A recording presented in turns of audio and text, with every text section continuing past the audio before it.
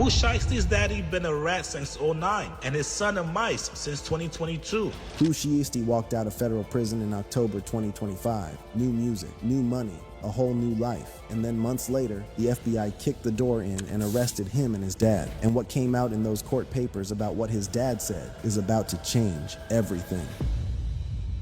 The meeting that was never really a meeting. All right, let's rewind the tape, because before you can even begin to process what is happening right now, before you can understand why the internet is on fire, before you can make sense of how Pooh Shiesty, a man who had literally everything working in his favor, ended up back in federal custody with his own father sitting in a cell block right beside him, you have to understand one thing first. This was not some spontaneous heat-of-the-moment situation. This was not a beef that spilled over into something ugly one night because somebody said the wrong thing at the wrong time. This was allegedly planned, thought out, coordinated, rehearsed. 9 people, multiple cities, one target, and a meeting that was never, not for a single second, meant to be a real meeting. Let's go back to January 10th, 2026. That's the date this whole story really begins. 3 music industry professionals flew into Dallas that afternoon. They bought their tickets, they packed their bags, they got on a plane to Texas, the way any professional does when there's business to handle out of town, because as far as they knew, that's exactly what this was. A scheduled sit-down with a rapper who wanted to talk contract terms, normal, legitimate, the kind of thing that happens in the music industry 1,000 times a week. One of those 3 men was identified in the federal complaint only by his initials. RD court documents and reporting confirmed those initials belonged to Radrick Delantic Davis, better known across the entire planet as Gucci Mane, the man who built 1017 Records from nothing into one of the most recognizable labels in Southern hip-hop, the man who looked at a young rapper from Memphis and decided he was worth betting on, the man who signed Pooh Shiesty when Pooh was barely 20 years old and gave him a platform to become a star. That young rapper, the artist he believed in, was the one who arranged the meeting. Pooh Shiesty had been signed to 1017 Records since around 2021. He had hit records, he had real fan loyalty, he had a name that meant something in this culture, and by the time he got out of prison in October of 2025, there was still a lane open for him. The world was still watching. People still wanted to see what Pooh Shiesty was going to do with his second chance, but he wasn't happy with his contract terms. He wanted out, and whatever that dispute was over, however it had been building, it reportedly turned into something that federal prosecutors say became one of the most brazen and precisely organized armed robberies in recent hip-hop history. The 3 victims arrived at a studio off Dallas Parkway that afternoon. When they got there, the place was still closed, so they did what you do when you're early. They went and bought some liquor, came back, settled in, relaxed. They were businessmen in Dallas for a business meeting. They had absolutely no reason to be suspicious. They had absolutely no idea that by 3:43 that afternoon, their entire world would be turned completely upside down. Yeah, well, I can tell you this was disguised as a traditional business meeting inside a recording studio, but then it turned into an ambush. An ambush. That's the exact word. Because while Gucci Mane and his associates were sitting inside a studio, thinking they were about to have a professional conversation, 9 people were converging on that building with a plan already locked in. Some of them had traveled all the way from Memphis, Tennessee. They had driven hours to be there. They had coordinated their movements across multiple cities. They weren't improvising anything. This was organized, and the man leading it was Pooh Shiesty, Lontrell Williams Jr., who U.S. prosecutors named as the ringleader of the entire conspiracy, the man who set up the meeting, the man who built the trap, the man who, according to the federal complaint, had been frustrated with his contract and decided the way to resolve it was with an AK-style pistol and 8 other armed co-conspirators inside a Dallas recording studio. But here is the detail that makes this even harder to wrap your head around. The setup didn't just involve Pooh, it allegedly involved his own father. Lontrell Williams Sr., known in rap circles as Mob Boss, is accused of helping plan and execute this kidnapping from the very beginning. He was allegedly on the phone with the studio owner multiple times earlier that day, helping to book and confirm the session. Not as a worried parent trying to pump the brakes on his son, as an active participant, a co-conspirator. Surveillance cameras captured him outside the building, then walking inside at 3:28 p.m. This week, 9 individuals, including well-known musical artists, kidnapped and robbed at gunpoint numerous victims at a music studio in Dallas, Texas. 9 individuals. That is not a coincidence. That is not people happening to be in the same place at the same time. That is a crew. That is a coordinated operation. That took planning. That took logistics. That took somebody making a deliberate decision that a violent armed takeover of a music studio was the correct way to settle a contract disagreement. Once inside, the victims were separated immediately. Gucci Mane was taken into the recording room. With him were 3 people, Pooh Shiesty, his father, and Big 30, Rodney Wright Jr. The other 2 victims, identified in the complaint as MM and BP, were held in the control room by the rest of the crew. And then, according to the 32-page federal criminal complaint, Pooh Shiesty pulled contract termination paperwork out of a bag and told Gucci Mane to sign it. Gucci Mane said no. He looked at the papers. He pushed back. He argued. And the moment he refused, everything that followed became impossible to walk back. As alleged, Williams Jr. produced an AK-style pistol. Not a small gun, not something discreet, an AK-style pistol pointed at Gucci Mane's head, and Pooh told him to sign the papers again. And forced one of the victims to sign a release from the recording contract at gunpoint. Gucci signed. What other option did he have? A gun was in his face. 8 other armed men were in the building. His people were being held in the next room. He signed the papers under duress. And then, Pooh Shiesty handed that contract directly to his own father to review. His dad looked it over and pointed out that the papers still needed to be dated. So Pooh forced Gucci to add the date too. Big 30 then pulled out his phone and recorded Gucci Mane verbally stating out loud that he was releasing Pooh Shiesty from the contract on video, at gunpoint, documented. So there would be something on camera to show for it. This was not impulsive. This was a procedure, a multi-step operation with specific roles assigned to specific people. Pooh held the gun. His father reviewed the documents. Big 30 recorded the verbal statement, and the rest of the crew was in the control room, simultaneously handling the other 2 victims. The feds say the group robbed the victims of expensive jewelry and cash. Rolex watches, jewelry, cash, a Louis Vuitton bag containing more watches, AirPods, wallets with Apple AirTags inside, a 1017 chain, earrings, even Gucci Mane's wedding ring. According to someone with alleged inside knowledge who spoke about it on a live stream,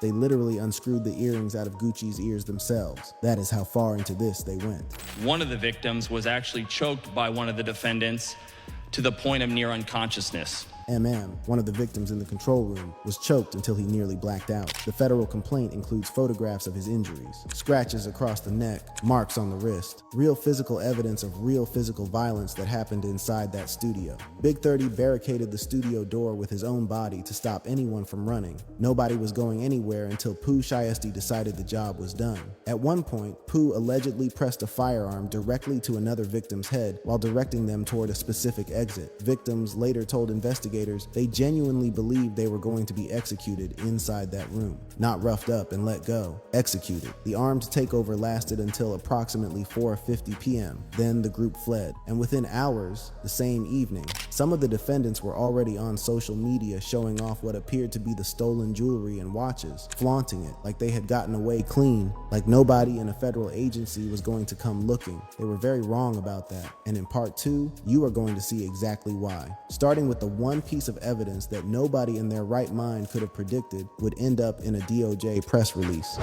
The ankle monitor that told on everything. There is a version of this story where maybe, just maybe, you could argue that some things were unclear, that the evidence was circumstantial, that a sharp defense lawyer could find angles to work with, that the case had some gaps in it somewhere. This is not that version of the story, because Pooh Shiesty, on January 10th, 2026, the same afternoon he allegedly organized a 9-man armed takeover of a Dallas recording studio and forced Gucci Mane to sign contract papers at gunpoint, was wearing a GPS ankle monitor, one that the federal government had put on his ankle as a condition of his supervised release from his prior conviction, one that tracked his movements, one that logged his exact location data around the clock, one that was sending that data to federal authorities in real time. He went to rob somebody with a federal tracking device strapped to his ankle. When Pooh Shiesty was released from federal prison in October 2025, after serving roughly 3 years of a 63-month sentence, he wasn't walking out as a completely free man. He transitioned directly into supervised release, which in his case included home confinement in Dallas, Texas. Part of those conditions were clear, specific, and non-negotiable. Do not commit another federal offense. Do not possess a firearm. 2 rules. Follow 2 rules. That is, all it would have taken to avoid going back to prison. He allegedly broke both of them. At the same time, in the same room, with an ankle monitor strapped to his leg broadcasting his coordinates. The ringleader of the conspiracy, Lontrell Williams Jr., was on home confinement at the time of the offense. Home confinement. At the time of the offense, the United States Attorney for the Northern District of Texas stood in front of cameras at a press conference and said those words out loud to the entire country. As alleged for a prior firearms conspiracy charge and conviction out of the Southern District of Florida. He had already been to federal prison once before. He already knew what years of his life disappearing felt like. He already knew how thoroughly the government builds cases and how completely they collapse careers. And yet, here we are. When the DOJ unsealed the criminal complaint and prosecutors listed the evidence at the press conference, the very first item on that list was something so stunning that when it got read aloud on camera, the entire internet stopped scrolling. Electronic monitoring data placing Williams Jr. His ankle monitor data at the offense location, which would put him in violation of his home detention conditions. The device the federal government strapped to his body to track his every move as a condition of his freedom placed him at the exact address of that Dallas studio at the exact time the armed takeover was going down. He did not need anyone to snitch on him. He did not need someone to flip or cooperate or give up his name. His own ankle monitor walked into that crime scene with him and reported back to federal authorities the whole time. When the academic's clip of the U.S. attorney reading that evidence list out loud started circulating everywhere, Electronic monitoring data placing Williams Jr. at the offense location, the reaction said everything. Oh my God. They basically said he had the ankle monitor on at the robbery. He had the ankle monitor on at the robbery. Sit with that sentence for a moment, because this is a man who served federal prison time, who sat in those facilities surrounded by people who had gone down on far less evidence, who had experienced firsthand what it meant to be prosecuted by the federal government. And his response to all of that knowledge was to allegedly walk into a kidnapping and robbery while the government's own GPS tracker was live on his ankle. But the ankle monitor was only the first piece of evidence, and the list did not stop there, not even close. Cell phone records and license plate reader data confirmed the coordinated travel of multiple defendants from Memphis, Tennessee, all the way to Dallas, Texas, where their phones were when they moved, what route they took, every tower ping, every plate read, all time-stamped and stored. Rental car records confirming Williams Sr. rented a vehicle that was used by the group. Pooh Shiesty's own father rented the car, Lontrell Williams Sr., who is now charged as a co-conspirator. Put his name on a Hertz rental agreement for the white Buick Enclave the group used to travel from Memphis to Dallas. This is not a secondary detail. This is documented evidence of active pre-planning. His father did not just happen to show up. He allegedly arranged the transportation that got 9 armed people from one state to another to carry out this alleged crime. There was also surveillance footage. The studio had cameras running. A nearby Staples, an office supply store, had cameras. The hotel where several defendants stayed after the robbery had cameras. Surveillance footage from all 3 locations was recovered and analyzed by federal investigators. Every angle, every timestamp, all of it now sitting in a federal case file. Latent fingerprints recovered from inside the crime scene matched at least 2 of the defendants. Somebody touched something inside that studio and left their prints behind. Physical, forensic, inarguable evidence tying specific people to a specific room. Social media posts by defendants displaying what appears to be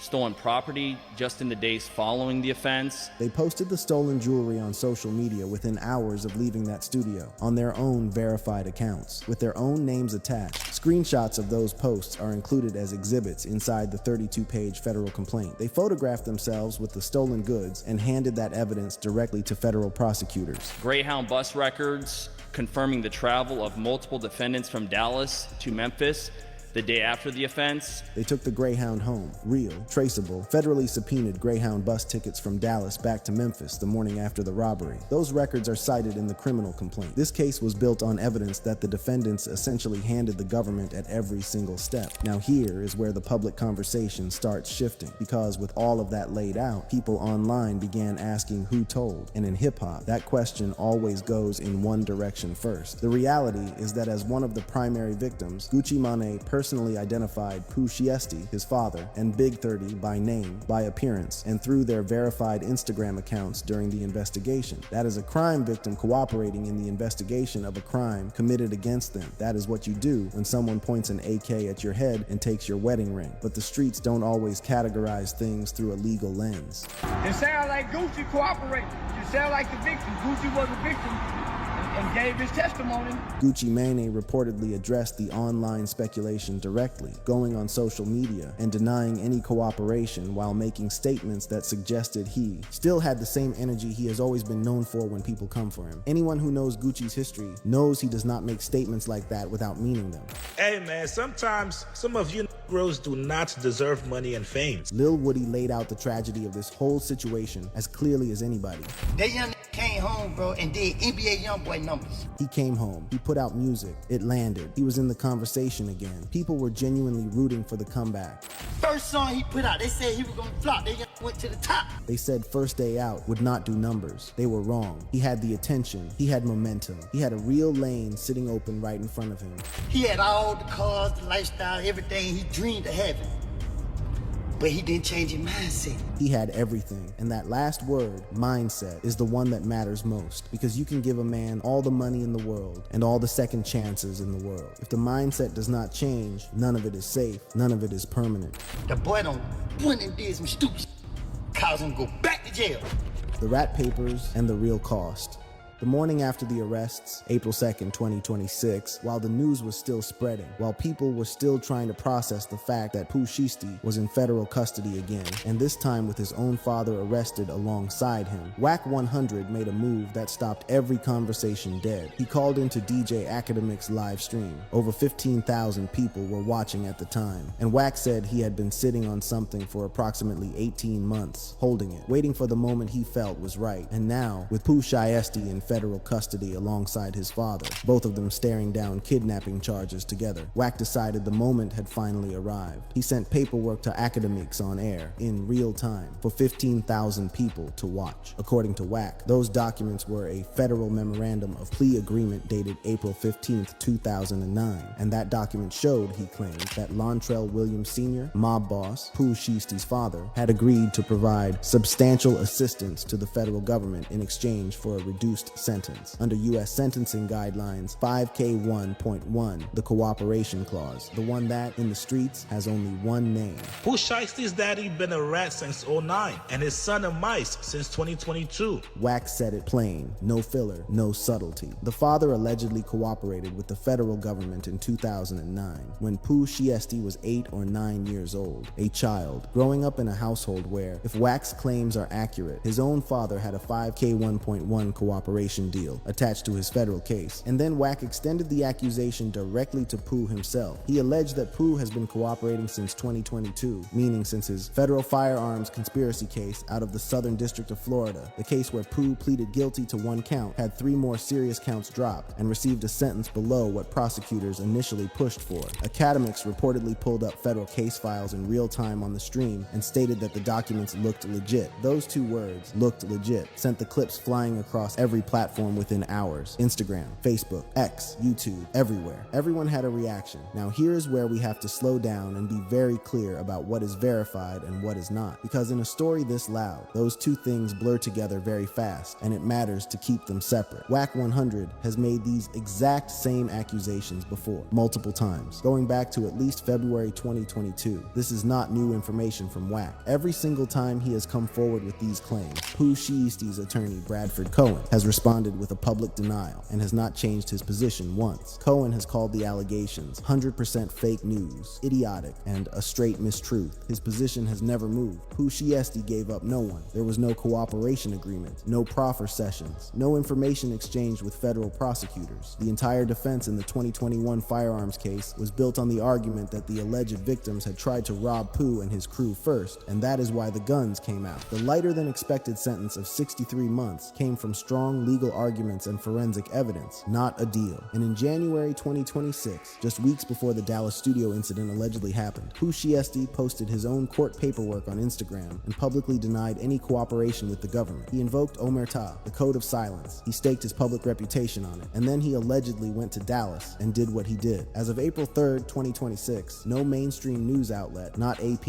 not Rolling Stone, not XXL, has independently verified Wack 100's 2009 paperwork Court claims. There is a documented 2009 Tennessee state-level case involving a Lontrell Williams connected to Mob Ties Records, but that state case contains no mention of any federal cooperation or 5K1.1 deal. Federal 5K1.1 documents are frequently sealed and not publicly accessible without official disclosure. So for now, these are allegations, explosive, widely shared, impossible to ignore allegations, but unverified allegations. And yet, even setting all of that aside, there is an irony sitting at the absolute center of this entire story that is almost too big to fully describe. Because when Pooh Shiesty walked out of federal prison in October of 2025 and sat down for his first major interview back with XXL, he talked about Gucci Maning. He talked about what it had meant to watch Gucci come home from his own prison stretch and reinvent himself from the ground up. How Gucci got disciplined, got physically fit, got his mind right, stayed focused, stayed out of trouble, built something sustainable, became an example of what it actually looks like to come out of prison and not go back.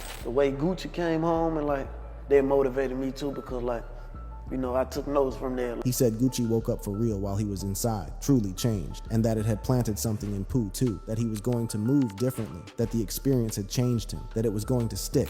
How he switched it up, how he toned up, got fit, got his mind healthy, took notes in their airways. He sat in that interview and described Gucci as a blueprint, a model for what a man could become when he really commits to doing things differently after prison. Pooh Shiesty is top 10 bag fumblers in the rap game. Every time this man gets a chance, he fumbles the bag. Within 3 months of that interview, he allegedly walked into a Dallas recording studio, pulled an AK-style pistol, and pointed it at the head of the exact man he said inspired that entire speech, Gucci Mane, the man he said he took notes from, the man whose transformation, he said, motivated his own. A gun to his face in a recording studio over a contract. You genuinely cannot write something like that. It is too cinematic, too devastating, too perfectly constructed as a tragedy to be anything but real life. Now let's talk about where things actually stand, because the case, as of April 3rd, 2026, is still in its earliest stages. The 32-page criminal complaint was filed March 30th and unsealed April 2nd. No trial date has been set. No pleas have been entered. All defendants are presumed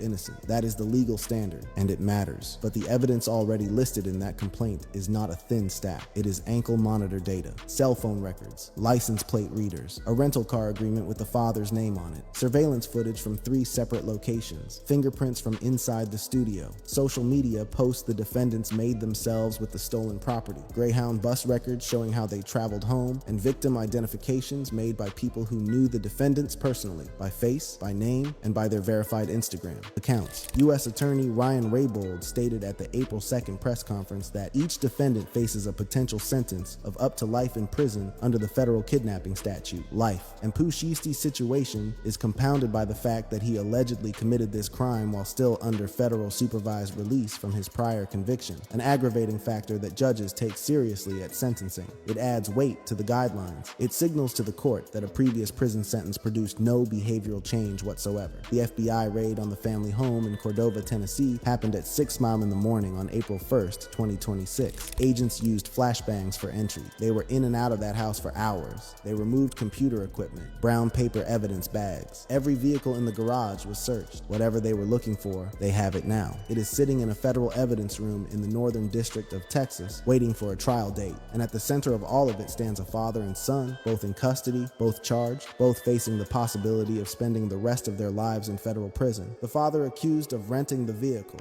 booking the studio, standing in the recording room, and reviewing the papers Gucci Mane was forced to sign at gunpoint. Think about the timeline one more time. Pooh Shiesty was released in October 2025. His full supervised release was not even projected to end until April 11th, 2026. He was a matter of months away from walking completely free. No ankle monitor, no check-ins, no conditions, no government oversight, just open air and a music career and a fan base that was ready to welcome him back. All he had to do was wait. Instead, he allegedly organized one of the most thoroughly documented kidnappings in recent memory and brought his father with him.